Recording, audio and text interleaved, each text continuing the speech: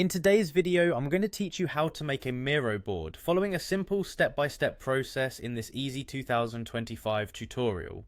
Miro is an incredible tool for collaboration and creativity, allowing teams to brainstorm and visualize ideas effectively. Whether you're working on a project with your colleagues or mapping out your personal goals, Miro boards can adapt to your needs, offering a flexible and user-friendly interface. Let's start by heading over to Miro.com. You can simply open up your preferred web browser and type Miro.com in the address bar. Once you land on the homepage, you'll see a range of options tailored to help you get started. Look for the login button, typically located at the top right corner of the page, and click on it to proceed. Now you'll need to sign in using your credentials. For most people, this means using the sign in with email option if you have an existing account. Alternatively, you can also use your Google account for a seamless login experience. Simply select the continue with email option, which is a straightforward approach for most users. Ensure you have your login details ready and that you're entering them correctly to avoid any hiccups at this stage. After successfully logging into your account, you will be directed to your dashboard.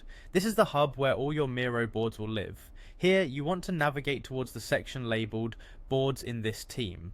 This is where the magic begins. You'll find an option to Create New. Click on it, and from the menu that appears, select Board. Once your new board is created, it's time to give it a meaningful name. Naming your board based on its purpose or the project can help keep things organized, especially if you're handling multiple boards at once.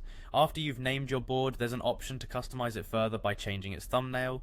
This is a great way to visually differentiate your boards at a glance. To do this, click on the Change Thumbnail button located to the left of your board's name.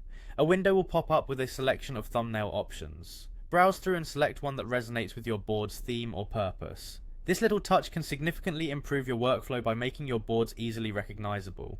And there you have it, your Miro board is set up and ready for you to start adding all your ideas, plans and projects. With these steps, you not only get started with Miro, but you also set yourself up for efficient collaboration. Take advantage of Miro's versatile features and enjoy the experience of better organizing your thoughts and ideas visually. Thanks for watching, and happy brainstorming with your new Miro board.